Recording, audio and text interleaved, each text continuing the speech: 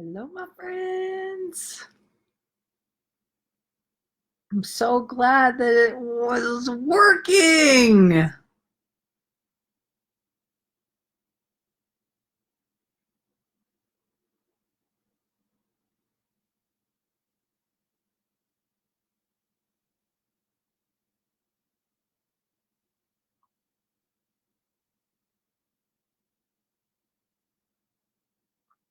Hi, everybody. Give it a second and then we'll go live.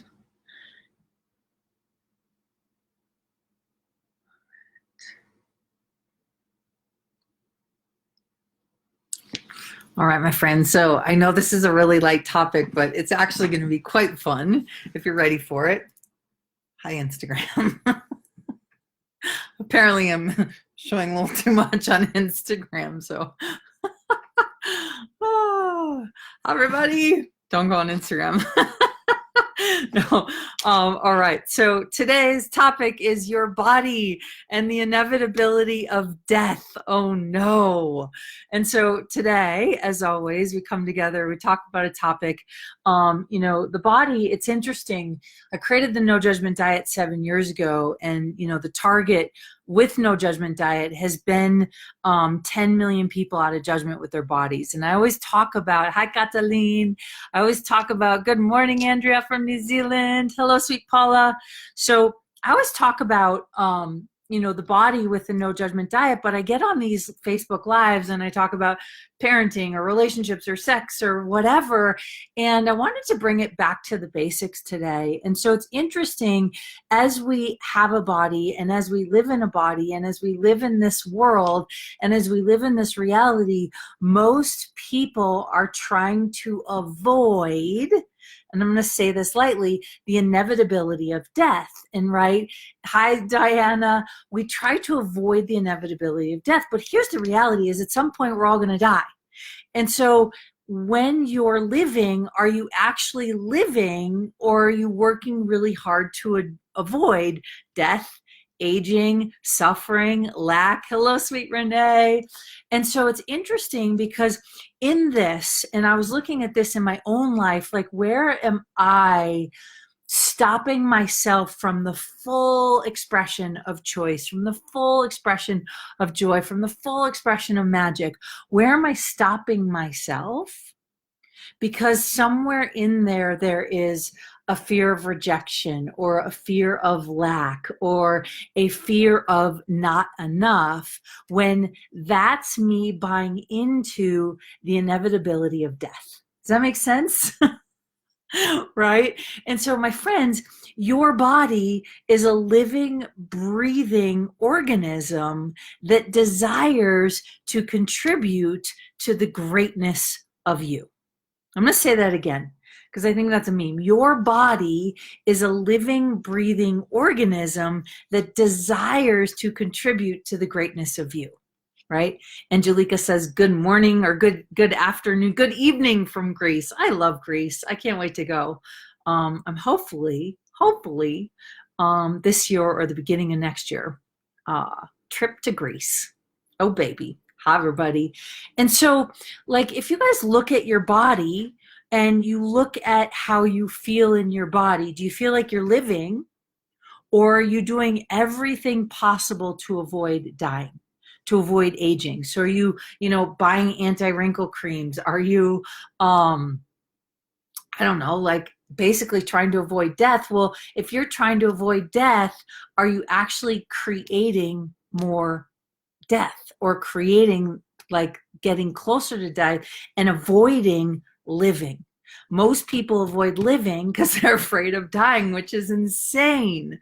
And I know this is kind of a weird topic to be talking about, but do you guys notice, and see if you notice this in your world, is how much do you avoid living because you're afraid of dying? You're afraid of rejection. You're afraid of, what if you're not enough? You're afraid of, like, it's crazy. I've been looking at it and I'm like, this is insane. Hi, Fabiana. So, my friends, what is your body here to contribute to you, and what energy of living. So living for me is like not afraid of rejection, not buying into fear, not like hemming and hawing over my finances, not making myself wrong, not going into judgment. Yeah? Whoo-wee. Guys got it? Oh, baby. And so, it's so fascinating. So was your body put on this earth to live and to gift you the energy of living? Or was your body put on this planet to gift you the inevitability of death? And just see which one's lighter. And so it's not a wrongness that we're all going to die. It's, are you willing to live in the moments that you have? Are you willing to not judge your body? Are you willing to not judge your choices? Are you willing to not judge your life? Are you willing to not judge your parenting, not judge your relationship? And if you want to change something, ask, what's the quickest, fastest, lightest way around this? Right? What's the quickest, fastest, lightest way to change this? What's the quickest, fastest, lightest way to get me into joy? And when you're choosing the energy of joy or the energy of living, what does that gift you? Oh, baby. So, my friends, your body, it's not a problem. And if it is suffering right now, if you are struggling with your weight, if you are struggling with your health, if you are experiencing severe pain, or if you've just been diagnosed with something, you want to ask, what are you dying to get out of? Right? What are you, because if you have created a weight problem that you can't change, if you've created a dis-ease that you can't change, if you've created, I don't know, a physical issue that you haven't been able to change, you want to ask, what are you dying to get out of? Right? And look, I got these questions from Mr. Gary Douglas, the founder of Access Consciousness, right? Wendy says, wow, I'm not sure what you're saying wow to, but maybe this whole conversation, right? Because my friends, it's like, what's the point of living if we're constantly afraid of dying, of getting rejected, of making a fool of ourselves, of having it not work out, of losing our money, of like, all of it is a fantasy that keeps us from the joy of living. And so start asking, if you can't change something in your body, with your body, what are you dying to get out of? What's your body dying to get out of? And what's the quickest, fastest, easiest way to change this? Ding. That's all I got, really. That's all I got. And so it's interesting, like next week, I think we start a year-long round of energy pulls. We are doing, we're going to be doing every day a round of energy pulls. And it's funny because most people, when they're invited into possibility, they would rather stay in the energy of limitation than invite themselves to possibility. So if I say to you, like, you can create $100 million, or you can create $10 million, or you can create changing your health, or you can create losing weight, you go, no, I can't. And you'll give me the proof as to why you can't, right? You'll give me all the reasons and all the justifications that you can't. But if I were to say to you, you can't do it, I bet you can't lose the weight. I bet you can't make $10 million. I bet you'll never be good enough. You go, oh, and you'll start to fight for you. So my friends, this whole piece of creating and truly living is, what would it take for you to fight for what you know is possible, instead of fight for the reasons and justifications of the limitations you've bought as real. So is losing weight a limitation or a possibility? Okay. Is creating your body as different a limitation or a possibility? And so you want to see, where are you creating your life as like, oh, I'm creating my life because here's my problem. And as long as I can deal with my problem, then I'm creating. No, you are finding reasons to choose limitation, and you feel as if creation is the energy of changing your limitations. That is not creation, my friends. Creation is the energy of constantly going beyond, right? Constantly choosing right. The mind can't stop judgment. That's a great question, Zena. How can we change it? So she asked, yeah, Carol says possibility. Oh, baby, I love it. Okay.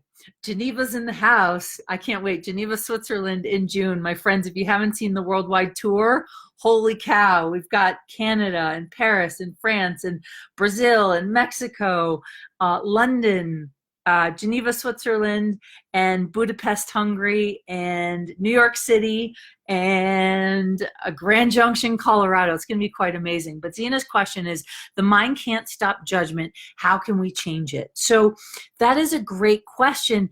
It's the mind can't stop judgment, right? But you can stop the mind from believing the judgment is real. Okay, that's a meme. The mind can't stop judgment, but you can stop the mind from believing the judgment is real. Okay, and so how do you do it? You literally, and this is what we do in the 90-day online course. And actually, my friends, we're taking it off the shelf for a while.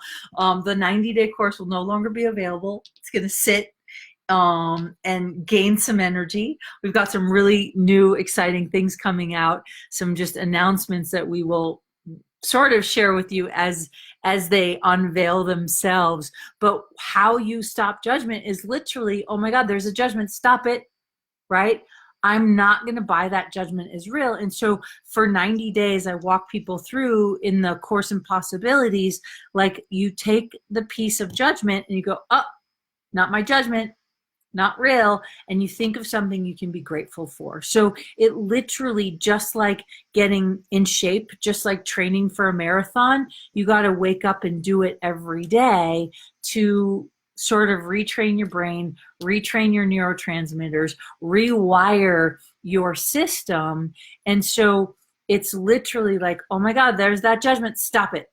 Oh my God, there's that judgment, stop it. Oh my God, there's that judgment, stop it. And so the only way to change it, one, is to recognize that judgment isn't real. Judgment is a lie. Two is to recognize that 98% of your judgments don't actually belong to you. You're just psychic and intuitive and aware and a sentient being that can perceive and feel everything around you. And so most likely, if you're feeling a judgment, you're probably picking up on somebody else's judgment that they're having, but you're like, oh, it feels real. It's dense. It must be mine. And so most of us will avoid the lightness of possibility in favor of the heaviness of limitation. And so we think that creation is, oh, let me destroy and uncreate my limitations. No, creation is, let me play with the lightness of possibility. You guys get the difference, right? So what lightness of possibility is your body inviting you in to choose? I'm gonna ask that again. What lightness of possibility, hey sweet Ola, is your body inviting you to choose? Cool. Marianne says, thank you so much for that stopping the judgment. Yeah, my friends, judgment's always gonna be there. Like, I created the no judgment diet, and it's so funny. When I created the no judgment diet, it was simply because I literally would wake up every day, I'd look at myself in the mirror, and my first thought was, you're fat and ugly. My first thought was, you're not enough. My first thought was, no one will ever love you, right? Now, I look at myself now and I'm like, I was a little crazy to buy that as real, but no one could convince me that it wasn't true. I kept buying it as true. Well, it was a judgment. It was also a lie. And so the more I was like, okay, I'm going to stop the judgments I have of my body. And I committed every day. I'd get in the mirror and I go, you ain't allowed to talk bad about you. You can only have gratitude for your amazing body. So I started going, okay, I kind of like your eyes. Or I'd be like, you have a really cool smile, right? I used to have a lot more freckles. So I'd be like, oh, I really like your freckles. So I'd start really small, and it took me a long time to be grateful for so many parts of my body. But then I started going, okay, I'm not going to judge my legs. Instead, I'm going to go, oh my gosh, those legs, those are powerful freaking legs. Those legs scored the game-winning goal my senior year in high school to have us win the state championship. And it was a big deal, right? Big deal, right? Hola preciosa, hola Carmen, right? And so by creating heaviness in the chest, can you talk more about a lightness of being through body? I'm not sure what you're asking, Ola. It doesn't make sense to me. Can you talk about, can you ask it in a different way? So for a long time, it took me a long time to go, oh my gosh, it's not just about my physical appearance. Judging my physical appearance was the distraction to avoid creating, to avoid acknowledging my being, to avoid having more fun in life. Okay, does that make sense? You guys getting this? And so when you keep feeling judgment, because it's heavy, it feels real. But it's not real. What's true for you will make you feel light. What's not true for you will make you feel heavy. So genuinely, those things that are heavy are a lie, and we're like, I'm going to pay attention to the lie.